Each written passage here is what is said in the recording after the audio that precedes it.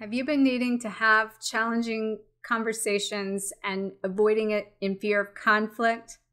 If so, stay tuned because I'm going to share with you my 5 C's that can help you have better connections and communicate more effectively.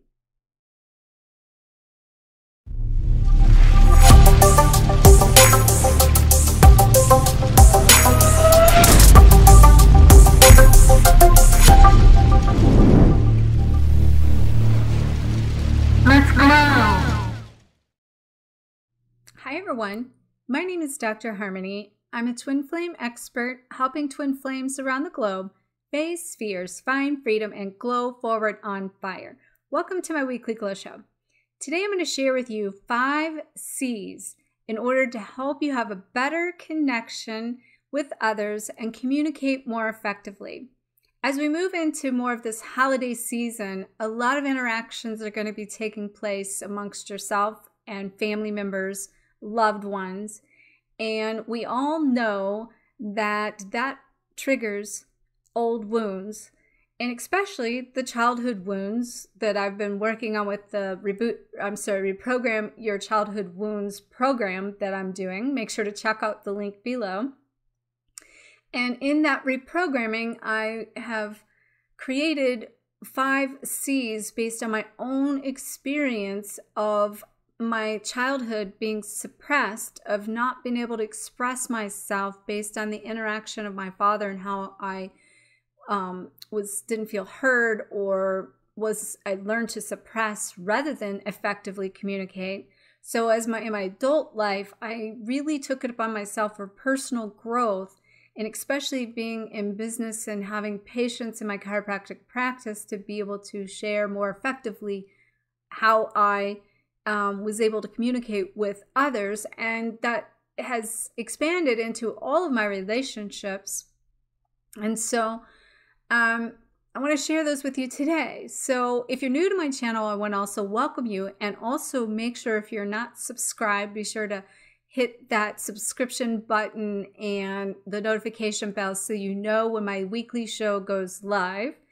But the first C that I want to talk about is cognitive correction.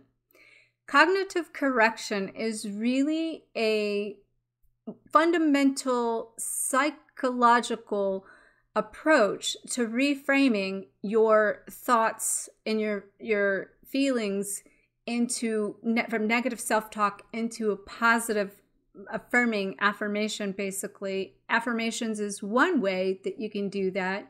You can also use temporal tapping that I talk about in my course, and how to not just reprogram it from an affirmative way, but from a way that we are going into the energetic system that has a quantum conscious effect on your memory pattern in your energetic DNA.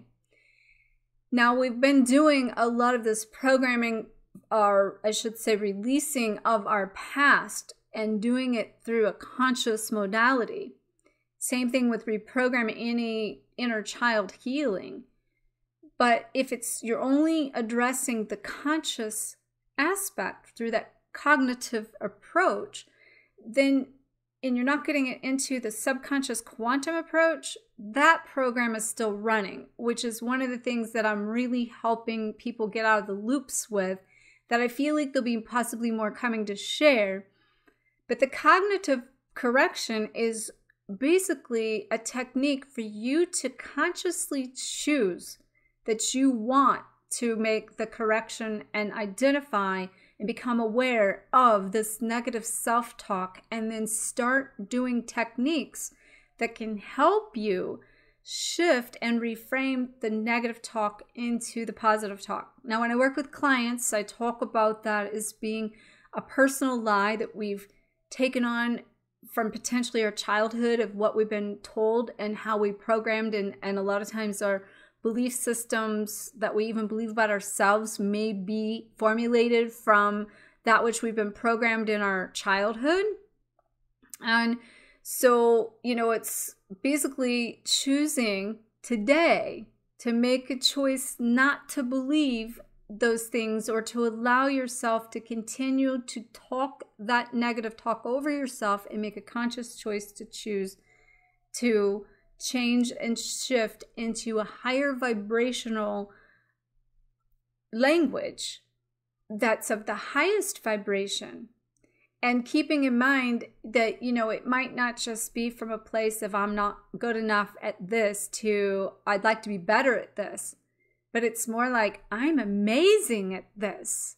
The vibration in that is different. So it's, again, it's not always the action you take, it's the vibration of the affirming that you're making in this process that will give you the better effectiveness and amplify your results of using these auto suggestions, that through even temporal tapping, which is being able to stimulate in a physical approach and reprogram your energetic template from a place of amplifying your auto suggestion. I'm going to put a link below on a video about temporal tapping for you that you can refer to more information about what I'm talking about. But if you're also very interested in going through that process, this is a process I've created within that program that I've created, which, by the way, I got to tell you, is still on the Thanksgiving special that I sent out this week. So, you know, if you're looking to have thought about this program I've talked about, there'll be a link below that you can get it for $37, which is $160 off of what it's going to be when I get it completed, which is close to being complete. So the second C is creative avoidance. So that avoidance could be from speaking your truth. It could be that you're trying to avoid conflict in fear of judgment, in fear of outcome. But technically, it's most often found where you're trying to subconsciously protect yourself in fear of a negative situation or an outcome. But what you're really doing is subconsciously blocking yourself from the growth that your soul is really trying to achieve. You know, this happens a lot with our twin flame journey, that, you know, that's why we have so much of the push, pull, purge in our connections with our twins and other people that are our mirror, because we set it up to avoid facing that fear and finding the freedom in doing so, in the fear of the unknown. And it's a lot of reasons why people avoid speaking their truth to their twin, or avoid, you know, connecting with family members and sharing how they feel, is because they're afraid of, you know, it's going to cause the outcome of a situation that potential going into a place of separation, say, and that person running. I mean, I can't tell you how many times I've heard that from working with twins, that they avoid the conflict, they avoid speaking their truth, they avoid facing that fear and sharing how they feel because they're afraid it's going to make their twin run. And if you can't be authentically honest and speak your truth, you're really the one running from yourself. And so I invite you, you know, to look at this from a place of stop of creating this protection of an outcome that may not even exist, and stop making excuses as to why you shouldn't. Stop justifying your actions for not only why you're doing something for yourself or why you shouldn't do something, but not having to justify in fear of what others are going to think of you by your actions. And don't take that on for them. Let them realize that, you know, you're also their teacher, you're also their mirror. Let them own their own part in this. And therefore, you being able to step into a place of facing this head on without avoiding the white elephant that builds up in the room that everyone can feel, because they don't want to ruffle the feathers or create this conflict that they're assuming is going to take place, that doesn't have to take place if you can set the intention you're going to do it with love and from your heart. The third C is conflict management. And what this means is you're making the conscious choice to directly confront a situation and face that fear. You're deciding and making a choice instead of putting it off. You're going to discuss it, because most of the time people put stuff off until later. And basically that is their void, bringing up these conflicting situations in order to prevent the outcome, as I mentioned. Now, some of the reasons that we might do this is we've tried this in the past. We've tried to address these things, but we've now hung on to the story of being afraid to doing it again, because we think, or we assume that there's going to be the same outcome by trying again.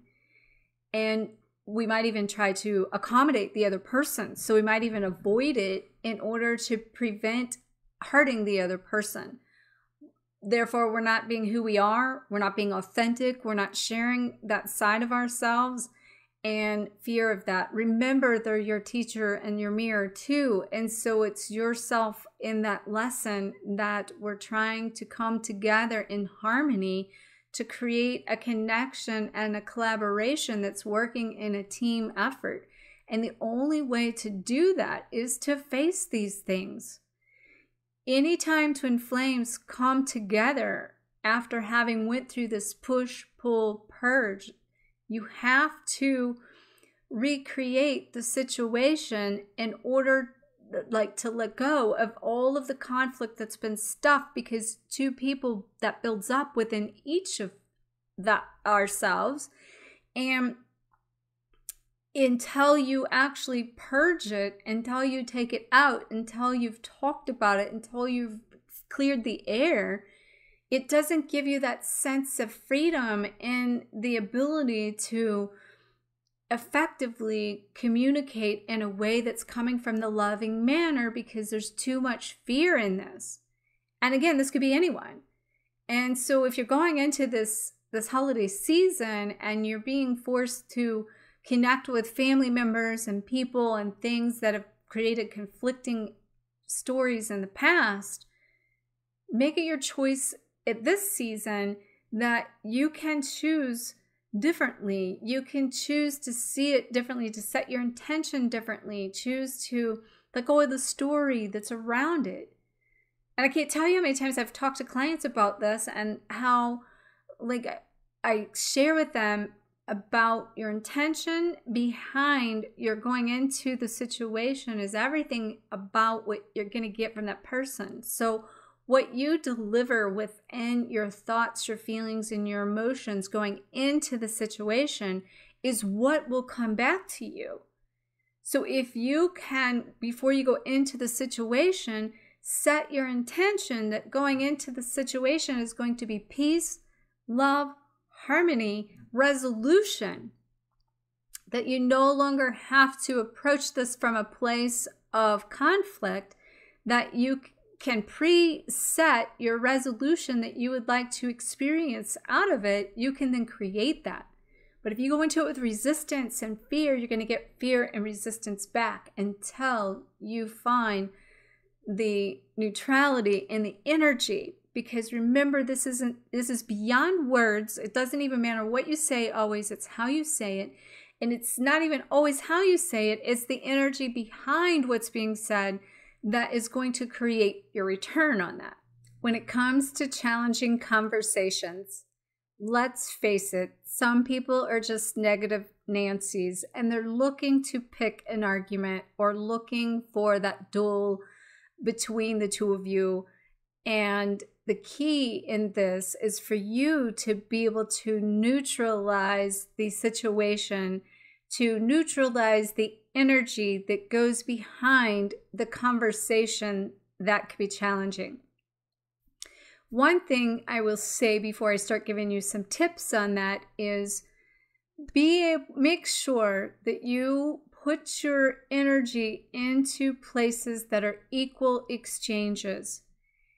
Beware of who comes into your inner circle that even basically deserves or requires you to create that interaction with them that's building a stronger connection.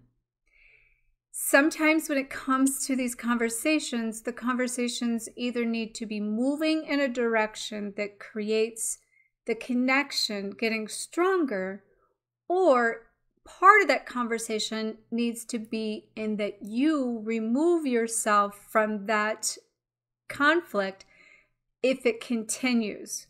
This is a personal choice. It is based on soul's development and spiritual growth and the person, of course, even down to family members that this can happen with.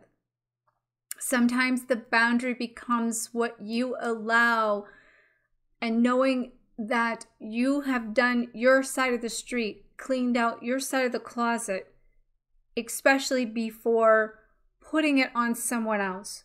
So in this interaction, look at in the interaction, what part do you own? What part can you clean up? And then when you work to create this better connection in the challenging conversation, you can implement some of the things that I'm talking about that will create a greater and stronger bond regardless of the situation. Or it might be time that, that you're moving in opposite directions, and only you can fully decide that. But knowing when to do that, your soul will know, especially if it's continuing to pull you out of peace and empowerment and robbing you of energy that is continually draining you. Now, is that energy coming from a place you're not facing your fear and you're avoiding it for your own lesson or your connection? That's where the key to discern is if you have, again, cleaned up your side of the street, your closet, owned your part in this dual connection, that you come together in such a way that you are each other's teacher. And you also may have that teacher come to you for both sides of the lesson with the same person. Meaning one side of the lesson with them was to be open to receive and allow them to experience what you need to with them within one side of just staying open and allowing something to maybe hurt you. And then on the flip side, it is setting the loving boundary saying, I don't allow that. I deserve better than this situation. And to create a boundary in such a way that you may not fully be closing a door, but you're not putting yourself in that situation that's continually repeating the pattern. You might need to remove yourself from the pattern if it's continuing.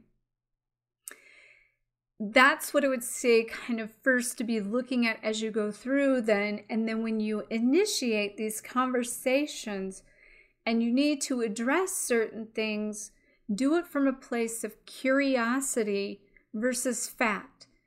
So, one of the things I've done for many years is, I mentioned this, but this is what I see. This is what I feel.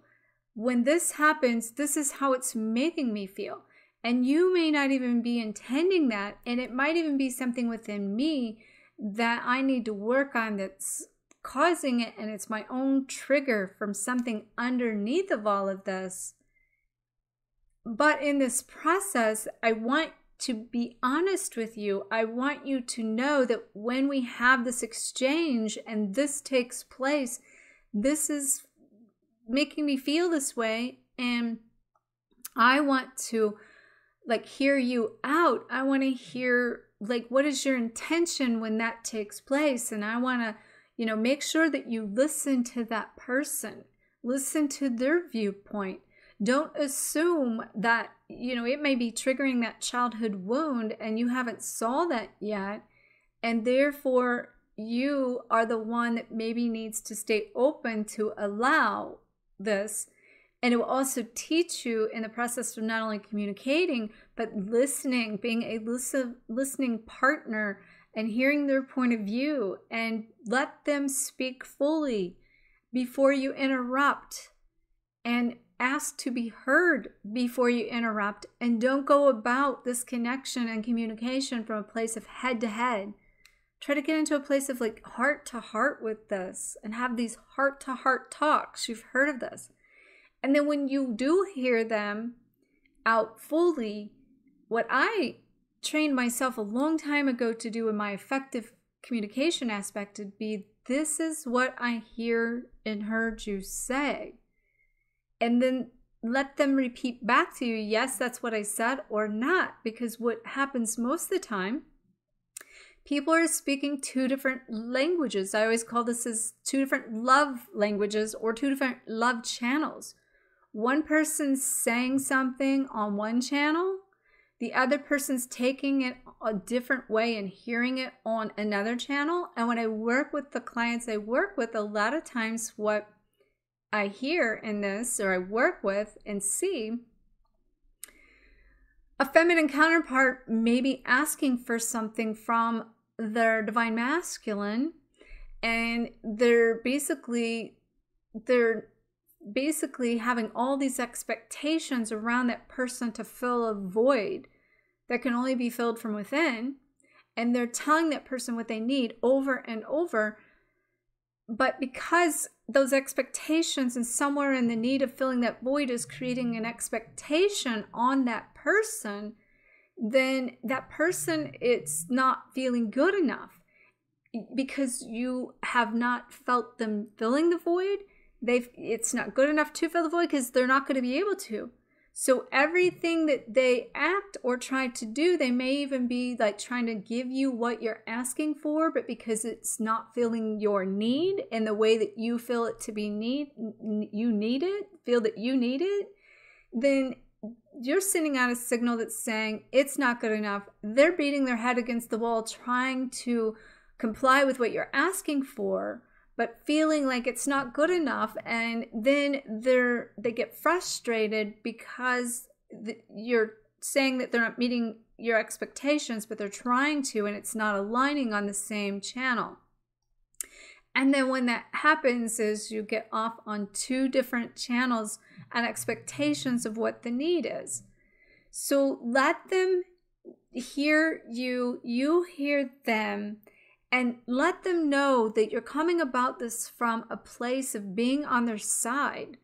And, this whole process will take, some mental practice before you even maybe go into the challenging conversation, and to set the intention within your going forward in this.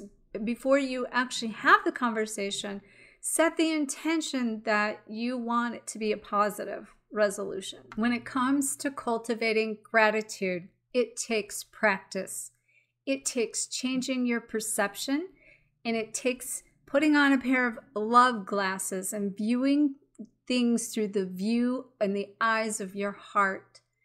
And so what I want you to do is I want you to practice the attitude of gratitude for the lessons that people are teaching you in these interactions you're having, for their connections, and also within your communication with them.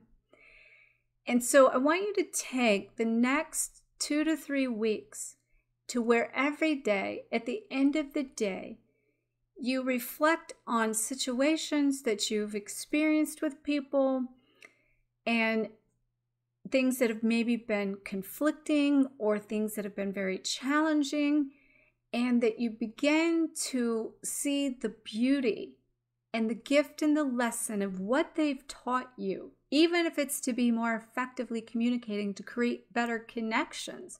That in itself is a gift. That is how I chose to make a shift of, for my father, of not being able to express who I am. I consider myself one of the most effective communicators that probably exist today. And it's taking a lifetime of being able to put this into practice. But when we do take action in it, and we do set the intention that we want to find the beauty in it, that we're willing to see the lesson, learn the responsibility, but most importantly, find the gratitude for the experience, the situation, the person, the good and the bad, we begin to have a grace and gratitude for the contrast and the duality that helps us to come into more acceptance of the people that are in our lives or in our path, and then seeing them through the eye, yourself, I should say, through them, their reflection, viewing it through your heart and not your head. Finding that grace and beauty in it begins to then allow yourself to find more acceptance of not only them, but more acceptance of yourself. Because remember, what you see in them, that becomes a reflection of what you needed for the experience. And they've also crossed your path to be the mirrored reflection to teach you what it is you need. And again, cultivating the gratitude for that experience is going to become a beautiful opportunity to go forward in a place of grace that will set you up to stop attracting the conflicting situations to begin with. And you will start to experience loving relationships and empowering people showing up to be able to bring towards you that empowerment within yourself, because they're going to be a reflection of you. So make sure you check out all the links and the ways that you can glow forward with me and the program that I mentioned below. Make sure to like, comment, share the shine, and I will see you next week. Namaste.